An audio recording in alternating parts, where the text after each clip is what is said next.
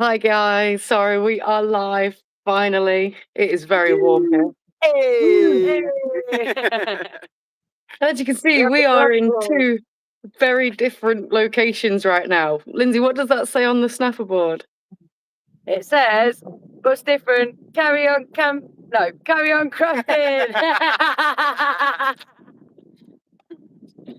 crafting. That is where Peter and Lindsay are right now. How was your journey there, guys?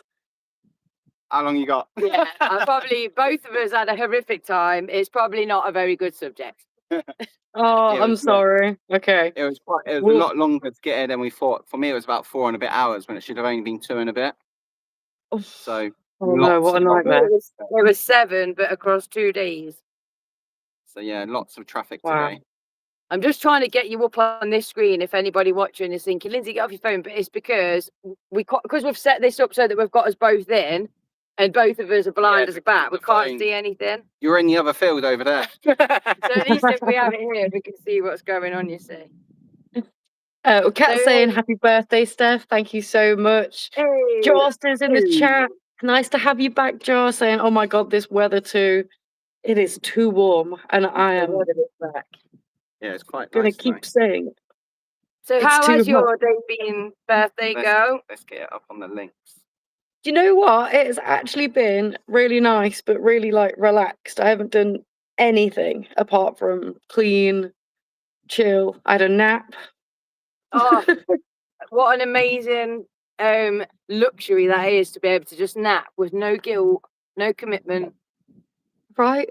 I felt like it's the one day that I'm like, you know what? This is guilt-free. And I woke up like, I actually feel refreshed because I don't know what else to do in this heat. It's just so warm.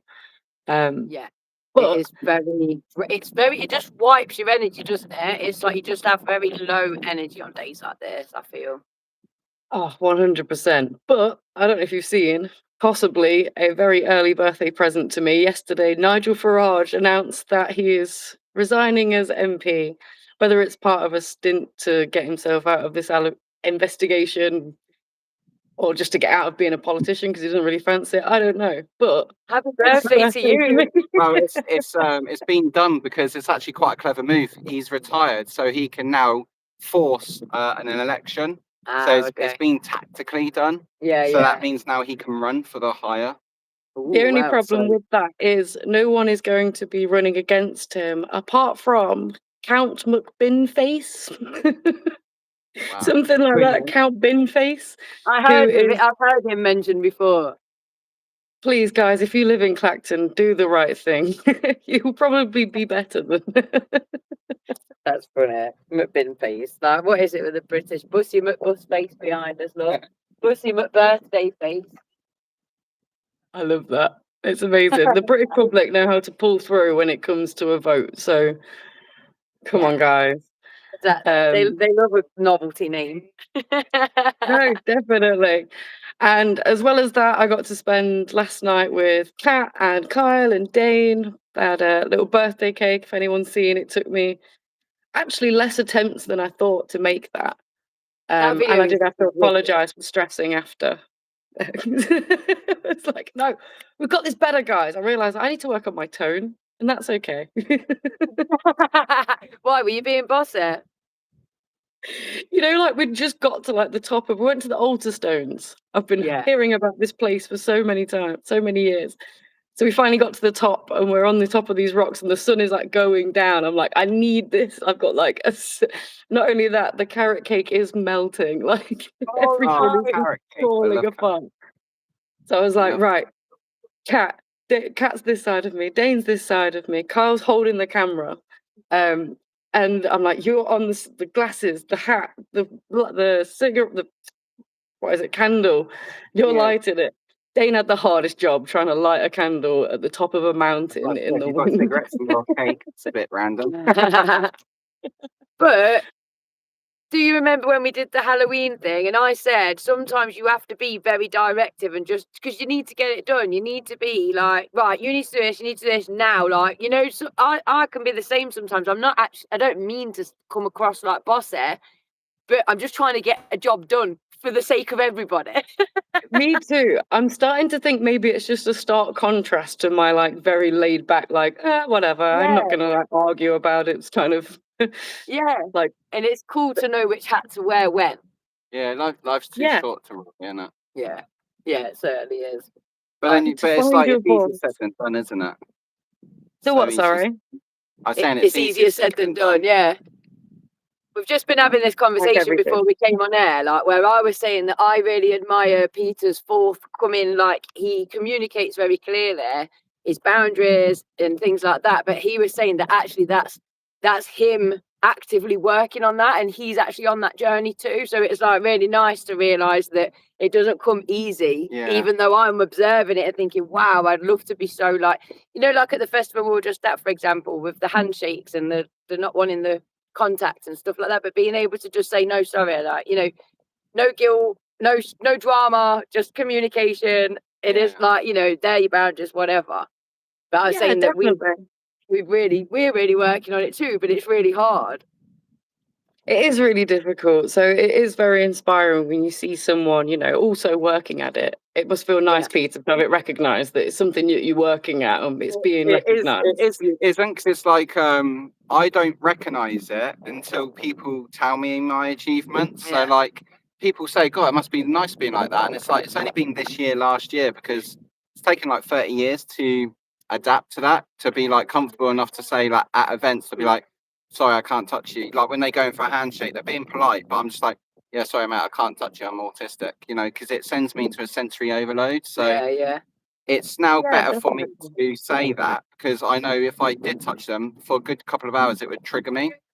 So then I've got to learn to be happy with the uncomfortable, but work out what I prefer to be. Yeah, this is exactly it. It's that. Yeah. Do I sacrifice my politeness to be like, oh yeah, okay, I'll shake your hand, but then for the next 2 hours I've got to mask it even more, which means using more energy? Or do I just have that 2 seconds of awkwardness to be like, yeah, I can't touch you, and then I'm happy as Larry for 2 hours? It's a difficult one to weigh up, but my attitude was, if you're coming to a Spectrum stand, expect to be told different. We've definitely tried to own that more though, haven't we? With the social battery badges and saying like at the end of the day when we've finished our shift, we do disappear as far away from the crowd sometimes because we have to do that to protect our energy. And it's like, well, we are neurodivergent. Yeah, definitely. When you're at events, there's no switch off, because even when you're out in the evenings having fun and stuff, people end up recognizing you and your brand, and it's like you kind of always got. I was saying like to someone recently, it's almost like if you was a school teacher and then the kid goes, "Oh my God, I saw you in that well-known shop." It's like, do you have to? You're always representing. Yeah, you can't switch off at events. Yeah, I think that's why it's important to, like you said, be able to advocate for yourself when you need to in a compassionate way, like you said, in a direct, firm way, but in not a rude way necessarily. And if someone is to take something rude, that's their own experience, that's on them. But I think the other aspect of it is also being able to know when that's enough, know when this is my boundaries and this can't be crossed. And you can only decide that, right? It's only when you, that spider is massive. I screamed too loud. I was that part of the sentence there. Some part of me just knew that she wouldn't have dropped that like that. It's only when you Are you okay? Is it gone? Yeah, I'm okay. It's just I don't know where it is. As long as you stay like through there. There's probably like 50,000 behind me, and I've just not noticed them. It just came out like hello, and I was like, oh no. It just drops down. Mic drop. Woo. Hey. Sorry guys, I forgot exactly where I was. Someone said 6'7", so there you go, have that. Someone says looks like Cancer. That is my star sign.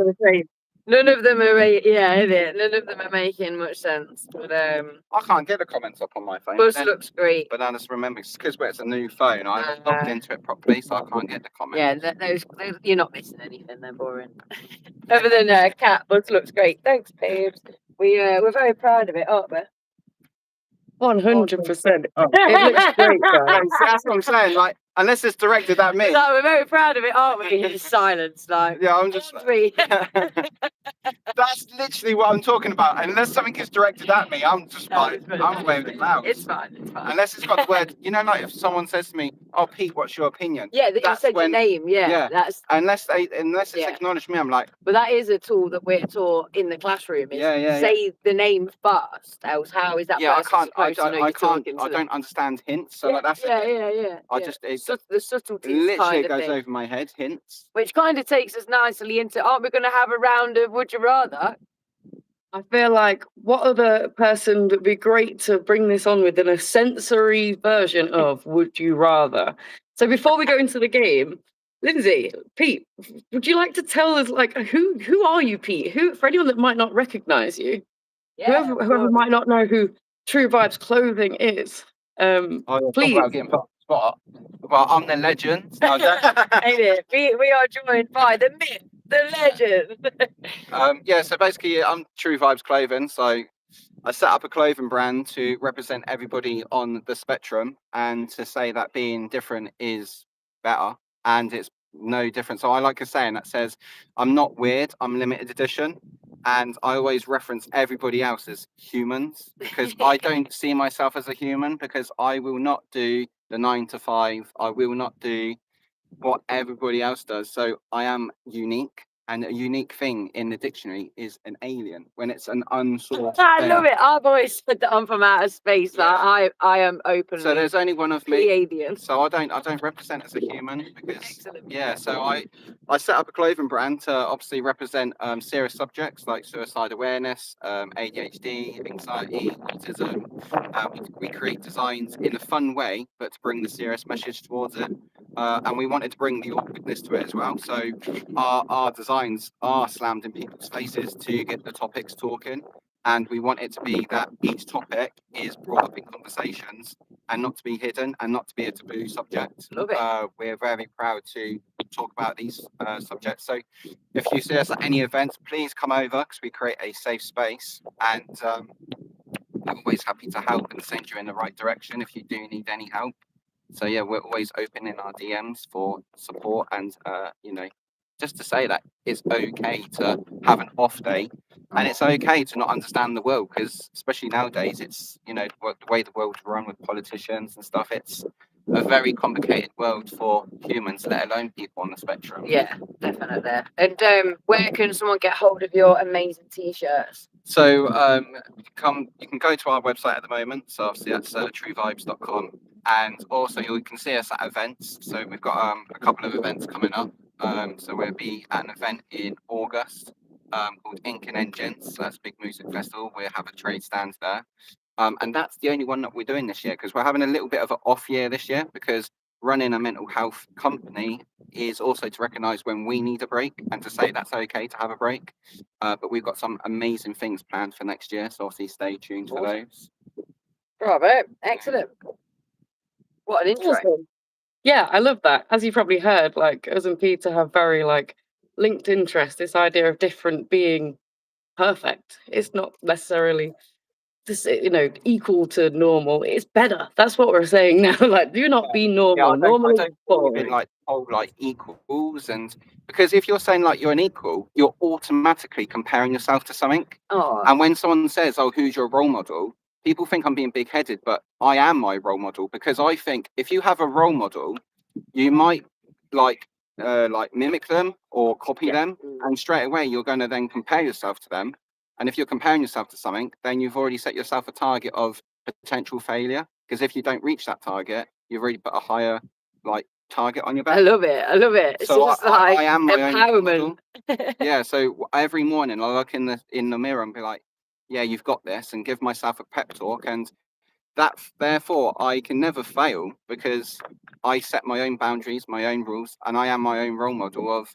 So my best mate recently said to me, because I was going through a stage of I'm not achieving enough at the moment, and she reminded me 3 years ago, Peter, all you wanted was a little clothing brand and to sell and make a difference. And she said 3 years on, you've had interviews, I've been introduced to brands like yourself. I've had some beautiful collaborations, and she really put my feet firm on the ground to be like, Yeah, you've reminded actually me. done a lot. Yeah, and she said that Peter then was wishing for what you've got now. Yeah, and you've got more than what But that now Peter Peter's wanted. wishing for more. Yeah. But she said it just shows you how hungry you are. Yeah. Just spread the message. But also, it's like living in the moment Yeah. as well, isn't it? Yeah, to remind me of what I've done. And I'm like, right, do you know what? I needed that because I think I am quite hard on myself. I at literally times. said to Steph at Replica Festival not last weekend, the weekend before now. We're going through festivals so quick at this point. But I literally said to you, didn't I, Steph? We was already thinking about like the next stages of the bus and next season, and I was like, I've got to stop and just enjoy what we're actually here and now. achieving. Yeah. Like, look at what we're achieving right now. We're like, and yet my head is already going, okay, what about this? What about that? Like, you need to get on with, and it's like, just enjoy what you've actually achieved. Because that's the thing, running a clothing brand, you've always got to be 3 to 4 months minimum. Ahead of yourself. So in my brain, it sounds crazy, but I'm already in March next year. Yeah. Plan for the events. It's a bit like that being at schools. You're like, always the term ahead. Yeah, again, I got reminded, you need to live here and now. And obviously the festival we was at last weekend, I sat with you, didn't I? I was like, oh my God, I used to watch things like this on TV and now I'm living it. I know, that was so And it was just nice to be like, Camper jam. Yeah, like proper reminiscing and like, oh my God, this is actually cool. I need to stop and put my feet on the brake sometimes and enjoy the here and now, like you say. Love that. That's awesome. Yeah. Wicked. That was an awesome festival. It was an awesome festival. It was very good. Okay, so who's ready for the first Would You Rather? Sorry, if anyone was just looking at me in the chat, I was just getting rid of people that were just saying the most crazy things. I'm going to say, I just saw someone say people are so hurtful for no reason. So I know that there must be like, so it's like, whatever. They're just trying to get a rise. It shows that people are coming to this channel, so like, let's go. But yeah, guys, just be cool. We're a mental health channel. Like me with this spider. Hey, for Spider. I think he wants to be on the screen with me. Would you rather a spider? God damn it. Right, I'll just perch. Oh, bless you. No, it looks like this spider just wants to live here. I just want it to like go to where it wants to go instead of keep coming out. Oh, bear with me. I'm loving the chat. So everyone's being really supportive. Like, you all are doing great. And then there's always some twat in the chat. Don't worry. And like, thank you. That's really kind. I can't see it. I know. I've deleted it all, but it's probably good that we haven't. That don't bother me. I always measure my success by negativity. Yeah. The more negative comments I have in my then you know in my DMs, I'm like, wow, I'm reaching the audience because that means I'm reaching positive and negative. Yeah, you're right. But the more negative you reach, the bigger the audience. The bigger the audience because no news is bad news in our world. The old saying, haters gonna hate, let them do what they're gonna do because that's what they're there for. So, right, okay. Would you rather sensory issues edition? Would you rather flickering fluorescent lights like what you have in like the hospital, constantly flickering, or you have to always have the big light on in the living room? Oh God! But when are these flickering lights then? And also, is the flickering light got any sound to it? Yeah. Because if it's like a ticking, when it like flickers. Yeah. So yeah, both of them are part of what you would have in your living room or in your house, for example, like every room in the house. But can I also just make a point that, of course, when we play this game, there are follow-up questions because that's what autism and neurodivergence is. We ask a question and we cannot just answer that question. Yeah, because as you said that, I literally had a million things of, right, what tone is the light? Has it got noise? Is it a tube light or a light bulb? Let's not worry too much about the specifics, but I do love the clarification. That's how my brain goes. People go, don't worry about the specifics. But I'm like, well, I can't give an answer then. Well, I already think I would rather the big light in the living room over the flickering. There's so much that comes with a flickering fluorescent light, the noise, and also it could be flickering on a different tempo all the time, not the same tempo. Yeah, so you can't ever get used to it. A solid light is, it's solid, and you can hopefully get over that. That's the thing. Train your brain. I hate a big living room light, but not as much as I hate the flickering fluorescent light. What do you think, Steph? I mean, they both suck, right? But I think I'm the same as you guys. The big light. I mean, if I had to wear sunglasses to dim it down, then I suppose I could do that. Whereas the flickering would always be happening with sunglasses or something. But yeah, I think the chat is in agreement. MH2731 says I can't handle flickering. H Lumen YT says big light on. Come on now. Someone says you can always walk out the front room. 100%, that is an option. But then you've got the next room, which every room in your house has this same lighting. In which case you could go outside. But that's moving the parameters. I can tell you guys are neurodivergent, and I love it. Yeah, because it's like in your brain, you automatically go, "I'll just take light bulb out then." Yeah, I thought I'd just close my eyes. I close my eyes. I'm not too much. We get down to copyrights. Oh, I didn't even know the words. The bus at the minute is full of flies, and I was like, and I hate them obviously because of sensory reasons, like the buzzing. And I thought, well, the option to that is just to live outdoors then. Currently, the carpets are out here, the table, the chairs. It's actually nice and cool in front of this bus. Yeah. It's nice breeze, actually. Yeah, it's quite a nice breeze. Anyway, sorry, we're like making up our own scenarios like that. Would you rather a fly or? You know what? Yeah, spiders or flies is actually kind of I hate spiders, as you can see. But you're right, flies are so annoying and so persistent. Like, yeah, they just come back to the same spot. Yeah, I can't cope with the sound. I'd have to choose a spider. Definitely. Okay. Would you always, the other end of the scale now, would you rather always have dim lit vision, so kind of like you've always got sunglasses on, or when you see everything painfully sharp and bright? So like the brightness and the sharpness has been turned up on everything. I'd rather have dim, because I hate bright lights anyway. Like hence like the whole light one being really hard to answer. Yeah, I'd say dim because I'm one of those weirdos that live in my sunglasses all year round. I mean, I think I would still struggle with the dim because you'd feel like, I just need to clear my vision. But especially in this country with the winters, imagine like if you got really bright thing and it's snow. Snow glare. Yeah, it's so bright. Are you along the same lines as us, or are you different?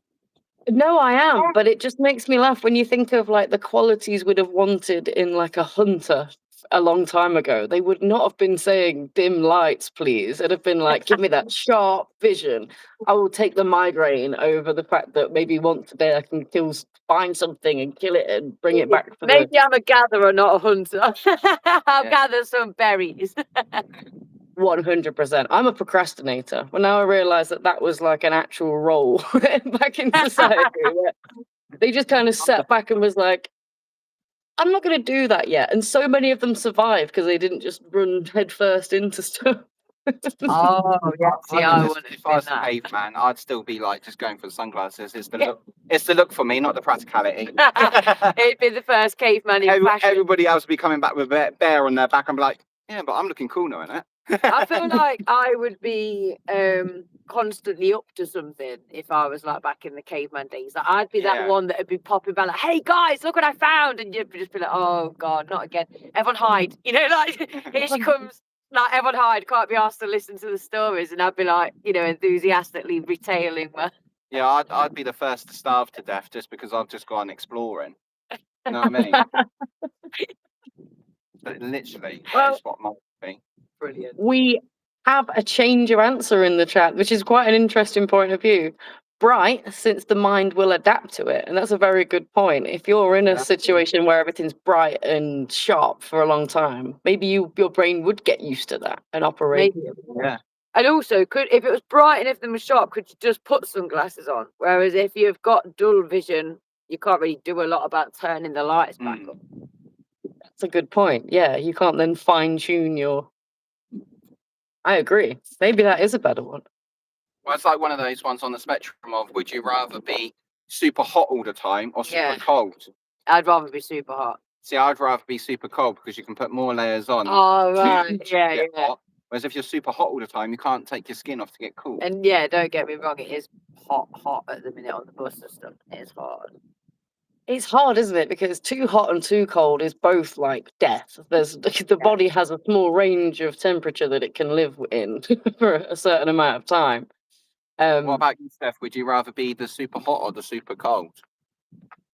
I feel like the cold one. I feel like I do better in cold, or at least I'm okay layering up. I know Lindsay's not a fan of like layering, are you? That's like also like layering up in the winter. Is there something quite cozy about it? Honestly, I hate layering up. But then I say that, and I'm the weirdo that goes out in shorts sometimes in winter. You know, just to feel a bit cooler. See, if I was too hot, and that's what I'd chosen was too hot, you would just find me naked by a stream somewhere, and I'd like find a bit where I could just lay in the enough water where it's just going over me at all times, and I could just lay there reading my book. Oh my god, yeah.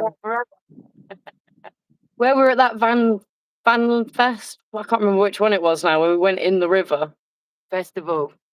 Van Festival, yeah, that's the one I popped down for the day. Yeah. That went on your little canoes. Yeah, that was it. I could have easily have just like made everyone clear off and just laid in that. That was so tranquil, so lovely. A little bit cold when you first got in, but exactly what I needed. Yeah, it was really nice. I really wish we could have gone in the festival water last week, but it said no swimming. And it weren't quite the same, but whereas that one we could kind of walk in, it was like a shoreline almost into the beach, whereas that was like climb down a ladder. But then again, we're on the corner where we, and it was like super blue. That would have been nice. We could have had like a paddle there. We had to walk around here just because I was hoping that we might have discovered something that we haven't discovered before, like water or something. But we trespassed and kind of got this man came out and was like, you could tell he was like judging us a bit. But we said, we thought that we weren't sure if this was like a pub, we were just being nosy. And then he was like, there's a pub in that direction over the road there, and then one about quarter of a mile down in that direction. So then we were like, all right, I never really thought about going to the pub, but because he gave us directions, obviously just trying to move us along. In our brain. We're like, didn't even think about the fact there might be things nearby, outside of the arena. It's crazy, because you think when you get here, that's it, you're trapped for 5 days. Yeah, it's probably a village right next door. Like, everyone's just getting on with their normal life. We're like, I'm dying of thirst. I need some milk. It's like you're just in West Sussex. You're not in like the Mojave Desert. What are you on about? I thought we just landed on the moon. It felt like the wilderness. Getting it, I was I felt like the world ended today. Yeah, it was bad. My God. All right. Apologies. I concur. We are on the moon. Yes, we are in the UK. So the question on the moon. We're not in the moon. We're not on the moon. We are definitely in the UK. Although I'm not human. Right, so it's just live in the snowy mountains while hot. That actually sounds banging. Oh, that would be lovely. Well, then we're all going to get to winter and we're going to be like, oh, wasn't it nice in summer? I don't know. We do it all the time. That's just being British. I never ever. We're either moaning it's too cold or too hot. I always moan when it's too cold, but I very rarely moan about the heat because of that. Because I'm like, I know I hate it in the winter. I like it all. I moan just because I moan at everything. I'm a moaner. Okay. Would you rather live in constant clutter or completely empty rooms? Empty room. Empty room. Yeah, I was just thinking that. Simple for me. Yeah, I cannot cope. As soon as you said that, gave me the ick. As soon as you said clutter with my OCD, I was like, no, whatever the opposite you're about to say. And even if that meant having no items, like because we live in no colour. No colour.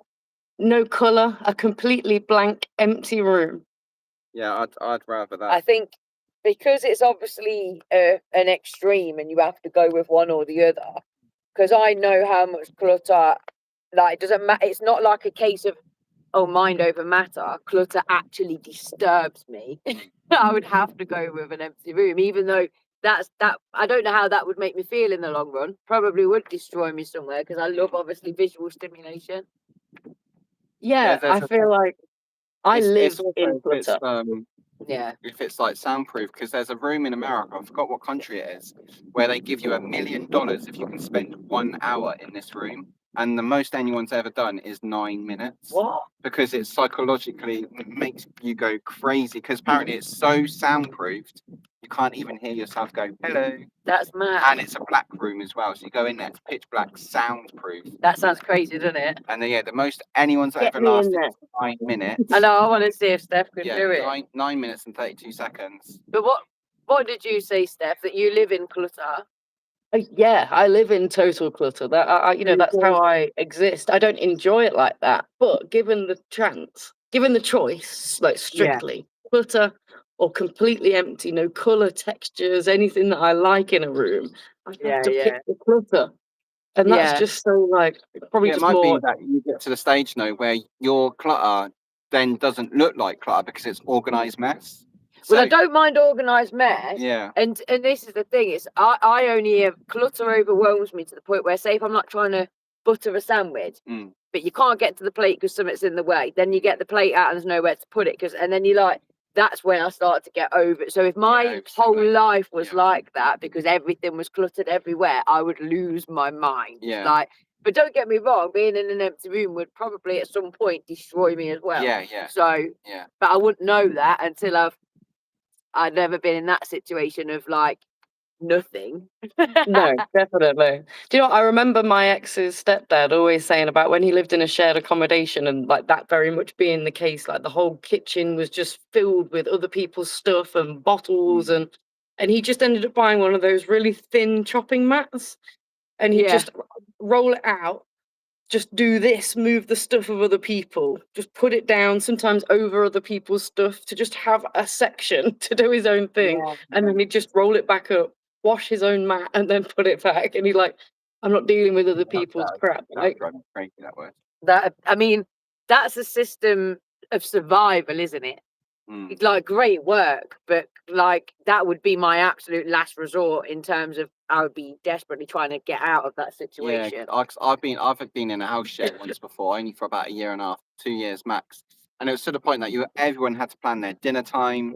It was obviously everyone had to cook, even down to every time you had to go to the toilet, you had to plan it. So it was a room, 5 other people. I was the 6th person. It was just it just didn't feel nice. If I wanted to wake up and go, oh, do you know what? I want to have a shower right now. You couldn't. I can't because I've got to wait for the other 3 to you've almost got to have a schedule. I hated it. Wow. Hated it. Yeah.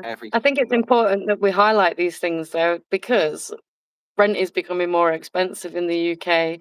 Neurodivergent people are more at risk of being financially less well off. Therefore, we're going to start finding ourselves more often in these shared accommodations, HMOs, where greedy landlords are just reaping in the benefits and people are just left working out whose sponge is that and whose hair on it is it. What's going on? I was watching a thing the other day where they're saying this generation, it wouldn't surprise. There was a documentary saying about a lot of people converting just vans now to live in them.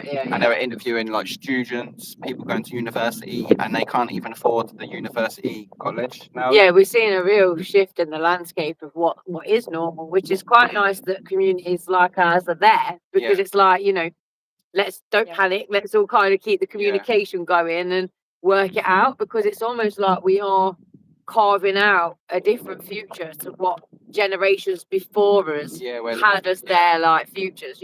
Ours don't seem to contain marriage, kids, and get a house on the property ladder. A new way, because it's before it was you leave home and you get a house, whereas now it's that's not even now. Maybe you leave home and you live in a van, or you leave home and you live on a canal boat. And a lot of people are staying. You just don't leave home. Or they just don't, and just don't leave home. It's definitely a new normal, which obviously, because we're on the cusp of it, it's we're the ones that are kind of carving those pathways, aren't we?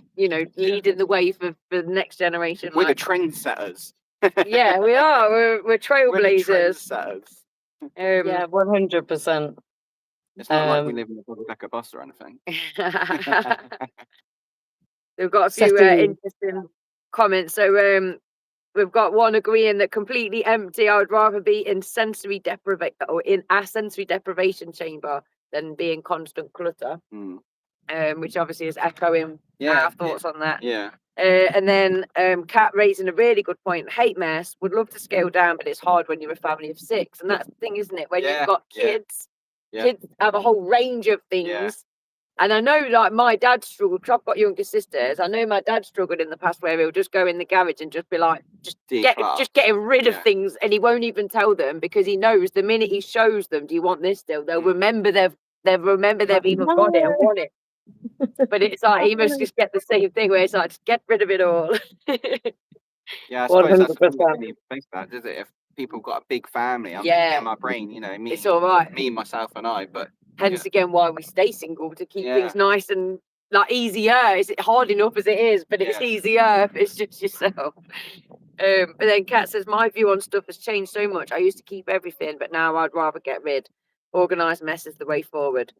And yeah, I mean, I think my attitude's definitely changed. I've still got like a lot of sentimental stuff, like, and I've got a memory box that I've always said the box can never overflow. So if I put, because it is full, so if I put more stuff in, stuff has to come out. And when I go through it now and again, if I can't remember why I've kept it, then obviously I get rid of it.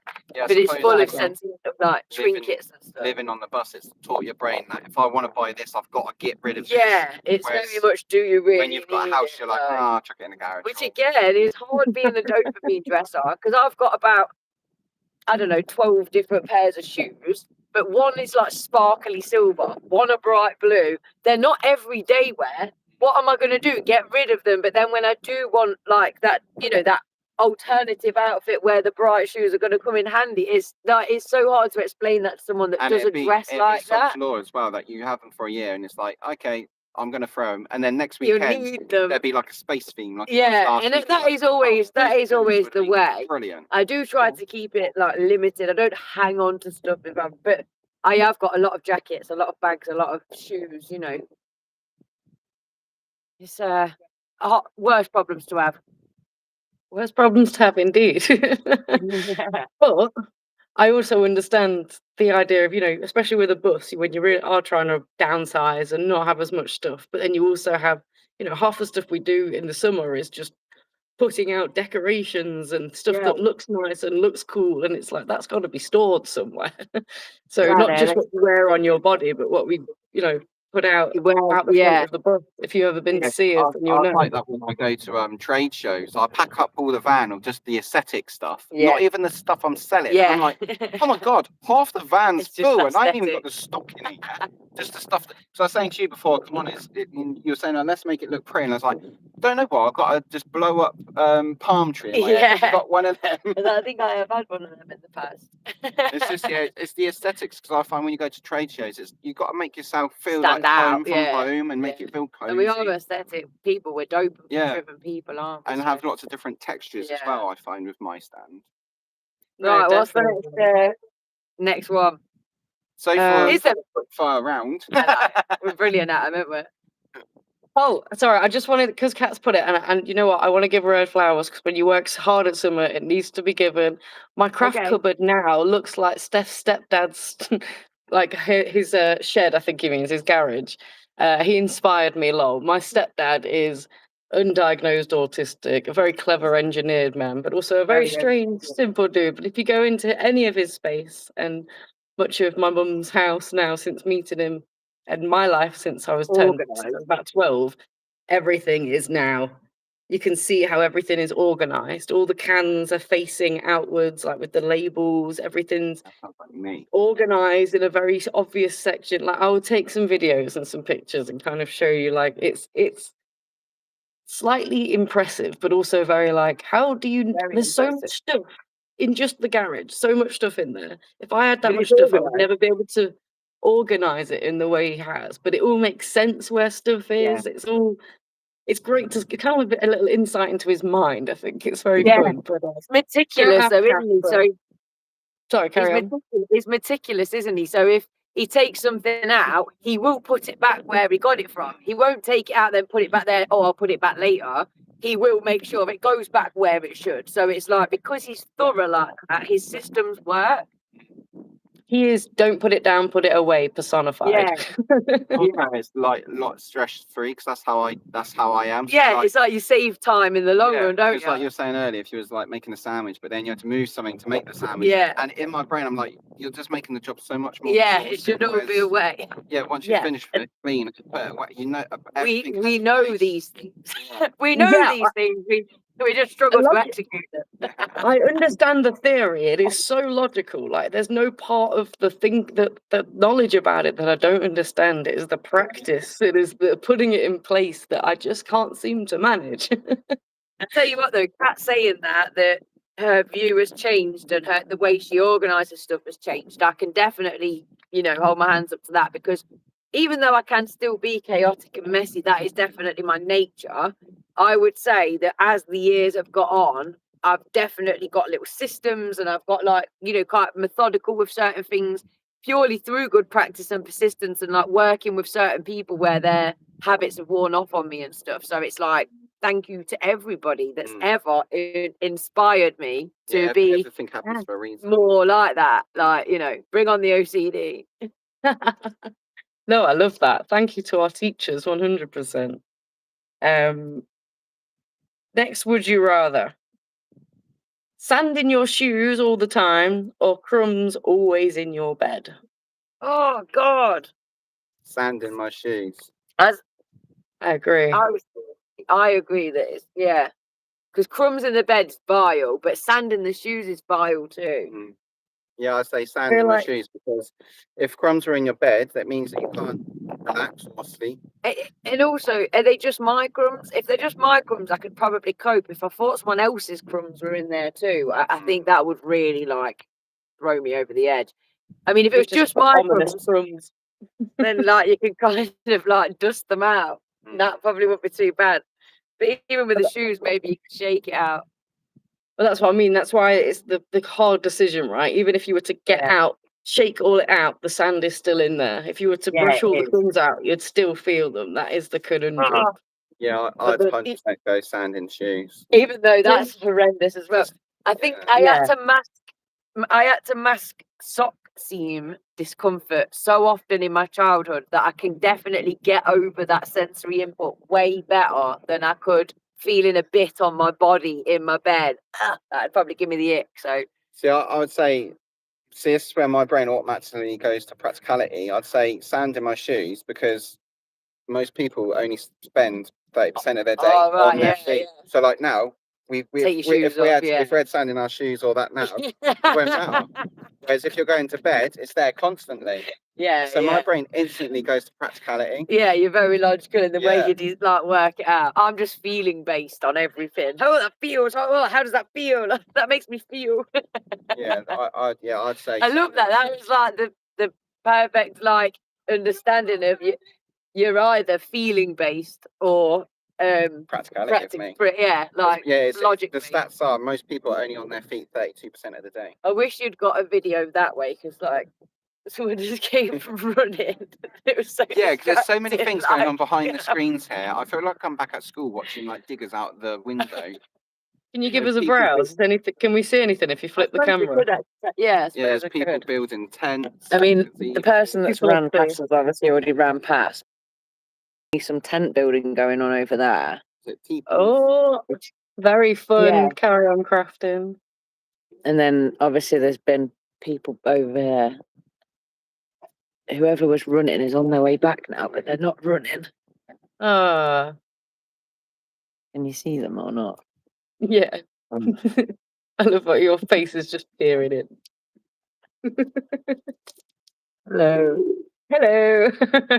Your hair's growing ever so fast. Got to get it bang on. It only took us 42 minutes to get it bang on. I know. Yeah, I thought that my hair's grown a lot. Yeah, it really is. No, we're facing this way. We were just laughing because we're on a live YouTube, and I went, someone's just gone running. You weren't on it. I said, someone's just gone running past, and it made us laugh. And then we were talking about what's going on around us. You didn't accidentally star in it. We've got another potential guest for the podcast. Are they coming on? Maybe, bless her. I think she just went, oh God, I weren't just running on your video. Yeah, we went. No, don't. She's streaking. No, Bless we her. missed you, unfortunately. Anything for the likes. Yeah. So, did you go sand in your shoes then as well? Yeah, it's got to be that, like, crumbs in your bed. Oh my god, the idea of crumbs just against like my thighs, and when you start to get warm and sweaty, and it just like it reminds me of being poorly. You know, when you're staying from school and you've had like some toast in your bed or whatever, and it's just like. See, I can't eat. I can't eat in bed. It's making you the ick, innit? You're like, What it's freaking like, what mad. do people even having food in a room for? Yeah. What the hell? That's what dining rooms for. Like, Love it. literally, that's I can't even explain what that makes my brain think. Yeah, just bothers you. I'm It's just like that. yeah. I'm just like, what? So the what hell about bed for? Peter? Does eating food on a bed, like, say you've got the covers are all like all pulled up, but you're I on wouldn't top of even them? I wouldn't even eat food in my room. In his bedroom. Oh really? Just That yeah, wouldn't. No way. It's not actually horrified. I Every love it. Like, room, no, every room has a purpose, and my bedroom is for sleeping. That's it. not eating. And that's why the practicality is I only sleep 2 to 3 hours a night. So that's why the practicality of crumbs in my bed of like, Yeah, you're going to enjoy those goddamn hours. enjoy like- 3 hours, not be like, God, what's this crumb? but the practicality of it, there would never be crumbs in the bed because I don't eat in bed. Yeah. It's the same thing as there's no eating in my car either. Okay. Fair enough. Yeah, no eating in the car. Like, it literally has to be the end of the world for someone like, oh, can I have this chocolate bar? No, you can't. Yeah, is that just You can have drinks if it's a soft drink. You're not allowed to open fizzy drinks or anything like that. It's very practical though, isn't it? Because it just eliminates or reduces the possibility of spillages. Well, yeah, that's just where my OCD comes in. Like, if you spill water, that's fine. I can wipe it up. Yeah. If you spill a sugar Something drink, sticky, yeah. so people can drink water in the van, but you can't drink fizzy drinks. There we go. But then I'll break that rule because in my mate's car, I drink fizzy drinks all the time. But if they let you, it's not that you don't want to drink it. It's a them problem to clean up. Yeah, I'm gonna say if they let you, it's like that's their rules, isn't it? Take full advantage. Hope they're not watching That's this. so funny, isn't it? I love looking at these difference in sensory issues. Like in terms of, I've got my fair share of them, but in terms of my car, like you could let off a flare gun if you want to. Like get it all messy. Like have a 4-course meal in the car as I'm driving. I'm gonna say like we literally, if we're going anywhere, we're like car snacks. Needs to be car. Purpose bought. I'm not going if there's no car snacks. Yeah, because I remember once before someone brought me, like you get the tin of boiled sweets, but they're in the powder. Oh yeah. And I'm like, you do not know me. Yeah, like why have you brought me this as a present? You're trying to literally kill me off with an ick. Like, can you imagine one eating that and listening to the person sucking away at the sweet, let alone them actually then touching the powder and then touching the door handles and that? Yeah, it'd be like a flipping flower bomb's gone off. What are they trying to do? Oh God, that's hilarious. They do not know me if that's a present. Yes, that's not a present. Too many layers of. That's not a present. You would have to say no, as soon as you said like sugar on the fingers, the idea of sticky fingers coming towards me or my house, I fully understand. That's not allowed. Isn't it? Gross. It's like I have this weird thing of if I buy a used car, it sounds nuts, but I always buy a new steering wheel because the thought of how many times has someone sneezed in front of this? How many times have people sneezed in this? I'm buying a car. I don't want to be buying your DNA, thank you. Like, so every time I buy a vehicle, I'll buy a brand spanking new. He is a ex-mechanic, so it's like not quite as weird as it sounds. Oh yeah, it's just. Do you think that sneezes only attach themselves to the steering wheel? That's the thing, he's holding. Yeah, it's whatever I touch. So I always buy like new, any of the buttons I put new in, the dash bits. And... Well, do you remember that lady that was doing the HGV driving and she was telling us how she carried anti-back wipes and she would wipe down any touch points every time she switched cab because they hadn't got their own cabs. I was like, I mean, it has made me more aware since she said that. Yeah. Wiping it, 100%. Antibacterial wipes, love that. Buying a whole new steering wheel, Peter, a new book. That is a new one. That is actually brilliant. That is a new one. It's not that expensive. No, but it just sounds hilarious. In my brain, it's like the inner voices it would give me. It's just I wouldn't try any of the fries. You wouldn't be able to touch it. No, I wouldn't. No. So I always have to drive it home the first time, obviously. Yeah. I'm buying it, With your and gloves oh my on. god, it feels like I've got to get home and just pour bleach over me. It seriously makes me feel so You- ill. You can say you are like that in general, though, ain't you? Yeah. With contact, people's germs, and it's like. Yeah, even now, like in my pocket, I've got a hand gel. Yeah. So if I touch an unfamiliar thing, Yeah. straight away, bang. Yeah. Hand Yeah. gel. So moving away. I love it.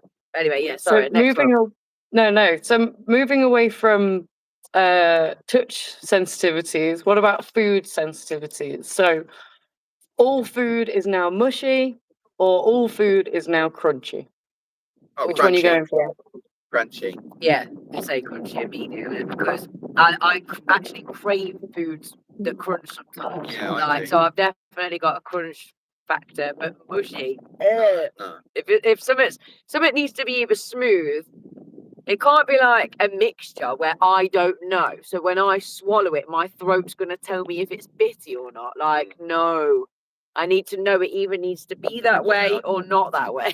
And if I do eat what I class as mushy, so say like you had like lasagna, that's kind of mushy. Yeah. But I always have to have crispy bread with it. Yeah. To give me the texture. Yeah. How about you? So I think crunchy. The spider's got that strong, it's pushing it out. I'm going to piss off. Imagine it. I'm trying to find my mate. Go away. What was the question again? Crunchy or mushy? I was more interested in how you'd interpreted that. Like, do you think that means all food that is all different textures is now mushy? So like a cereal bar is now mushy? Or did you see it as like the only foods available to you? Baby food. It made me think, that all food had to be mushed. Yeah, or like, you know, when someone gets old and they ain't got teeth, you've got to put a roast dinner in a blender and blend it down to mushy. But then obviously things that kind of are soft, if they were suddenly crunchier, like soup, if soup was now crunchier. How do you make soup if crunchy soup wasn't nice, I would just avoid it because I could cope with all food being crunchy, but I probably wouldn't cope with. I don't like mushy peas. There's like so many mushy foods I don't like. Yeah, so I just think. I just feel like when I think about the soft foods that I like, the mushy foods that I like, I'd be gutted if I didn't have them. So like ice cream. Yeah. Mashed potato. Any kind of potato. But again, when I have cheesy mash, it sounds weird, but I put croutons with mine. Yeah. I know that sounds nuts, but I have to have something crunchy. I feel weird. I feel like I've had a bit of an insight into this though, because when I first moved into the bus, everything that I cooked and ate was pretty much soft because there wasn't the facility to cook anything that had any like crunch about it, and I like craved crunchy food. So again, I'm just going on that experience of like how that made me feel. But she says that, but before the podcast, she had 40 bags of crisps. Yeah, no, but that's why I like crunchy foods. I like crunchy foods. I didn't. It's just I'm just elaborating. Yeah, but I am really hungry actually. But this is giving me the munchies. If I could only have crunchy foods, then I probably would obviously then miss the mushy food or realise how many mushy foods I like. Most probably put it in complex of like, right, I can't eat this crunchy thing without the mushy. Yeah. Okay, so now moving on to something where it's unexpected. So you either have always got unexpected textures, so you don't know what you're going to be getting just by picking it up and putting it in your mouth, or food that has a slightly different taste every mouthful. I think I could probably cope with the different taste better than the unexpected texture, just judging by my experiences with food. I tend to be texture sensitive over taste sensitive, hence why a lot of people that struggle with ARFID, avoidant restrictive food intake disorder, will avoid fruit, for example, because fruit can always taste slightly different, and we know like you can get a bag of apples and one bag of apples is really sweet and then the next one's sour or whatever.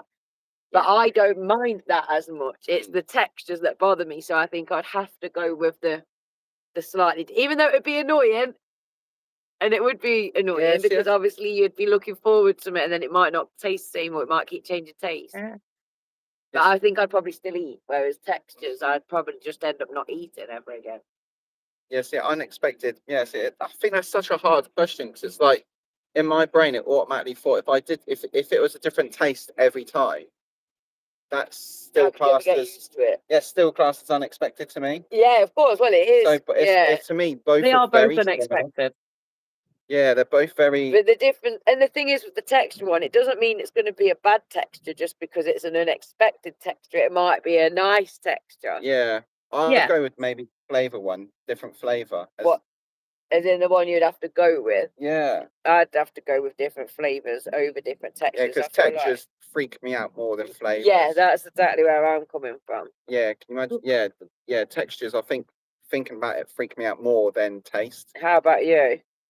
Yeah, I don't know. So they both can bother me, but I think, I always think about that when I think of different taste, like a different taste every mouthful, I'm thinking of, how you used to have a Muller corner and it had like the original recipe and then it gets changed and it gets changed and it's changed. And people who have food sensitivities can pick up on these things. Yeah. Or a blueberry, like just one punnet of blueberries. Like you said, fruit can differentiate within the differentiate. The idea of finally getting that good one and then being like, oh, the next one's almost guaranteed not to be as good. I wouldn't want to put that in my mouth.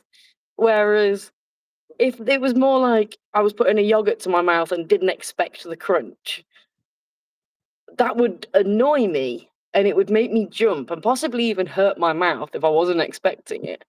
But it still doesn't sound as bad as having that one good taste or the several not so good tastes, and I don't know. That's so interesting though, and I think that we've actually uncovered a question that we should ask people to help them understand their relationship with food more, about which part is more important to you. Is it the texture or is it the taste? And you could chuck it in there, the smell as well. Oh God, yeah, don't even get me started on smells as well. I mean, Kat said in the chat, baked beans, the taste, the smell, oh my God. Been the same since I was a little girl, can't stand it, can't even cook it for someone else. The texture is the worst. I think for me with baked beans, it was the texture. Because I distinctly remember trying them as a child, and then they were pretty much, wherever I went for dinner, they'd be put on a plate in front of me, and I was like, why is everyone obsessed with beans? Everywhere I go, why is everyone insistent on giving me these horrible little sacks that burst in your mouth? They're vile. So I don't think it was necessarily the taste as much as the texture. Don't you like boba? Yeah, I love that. And I they love are actual sacks that burst in your mouth. I know, it's so weird, isn't it? But the inside of that sack is like a juice, whereas the inside of a bean is like a horrid, gritty texture. Love so it. yeah. Love a bean. But weirdly, I like hidden beans. I like, other beans. Just don't like baked beans. I think because they are slightly soft and they kind of like pop. Oh, gross. Other beans are available. Start listing them. We don't stereotype here. Not sponsored. Right, we've got it's 2 minutes past. Have we got time for one more, do you think? Yeah, you know what? You mentioned smell. So let's go with one more for smell. Lose smell completely, or you always smell everything really strong like a dog to the point that you can pick up information. I think I'd quite like that one. Yeah, I'd go for the strong smells because I have quite a strong sensory overload anyway when it comes to smells. That's what I live with pretty much every day. Well, I was just thinking, like, the second option sounds like the hyper sense of smell, which I don't actually think I do suffer with as much with my sense of smell, because when I work with people, say, for example, they'll come in my class and they go, oh my God, your classroom stinks, because like the level of kids that I have sometimes. And I'm so glad that I don't pick up on that, because I've had to deal with it all day and yet I've not actually picked up on it. So I like the idea of being able to like sniff out information. I have quite high because it's at my other job that I do, I start at 5 a.m. There's a corridor you have to walk down, and everyone has their own scent or smell. Yeah, I can walk down there and go, oh yeah, Tracy's in today, or you kind I of can know actually who's there. who's been in the dressing room, Yeah. because obviously I'm usually like the first in, apart from a few others. Yeah, so yeah. There's So only you 4 or 5 others. That was cool. Obviously, by the evening it stinks in there. You can't Differentiate. say, but in the morning you can. But yeah, my smell I think helps calm me down on certain situations as well. yeah, it's actually informing. Yeah, so when I'm quite stressed, I'll go to a lake, because the smell of water or rain is a real nice one that calms me down quite a lot. Well, I know a few people that haven't got a sense of smell, and I know how much it bothers them. Yeah, because apparently if you you struggle with tastes as well. It does impact on your taste. Yeah. But even if it didn't, like this example that I'd never thought of was that my friend opened a pack of bacon, and my other friend was in the living room, and she smelt something and was like, "What the hell is that smell?" But the friend without the sense of smell hadn't even noticed and would have just prepared this bacon because it didn't look like there was anything wrong with it. It was sealed. It was within its use by date. But it's only because she hadn't got a sense of smell. She hadn't. The one thing that does warn you if food's not to be ate is your sense of smell, isn't it? So, and that made me really like, gosh, I never thought of that impact on your life. The idea of your sense of smell actually being a survival mechanism, something that you can like navigate the world to. Like, your sense of smell it's like when you're eating a meal, it's the smell that gets you excited. And also recently I went to my first proper big like music festival, and I got to smell like the fireworks.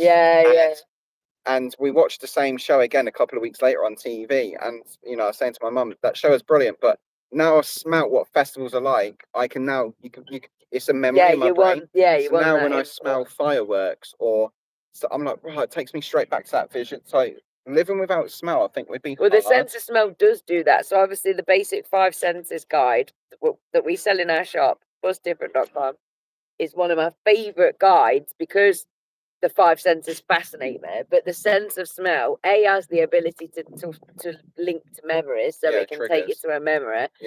And B, is a survival tool, in the sense that it's the only sense that is on.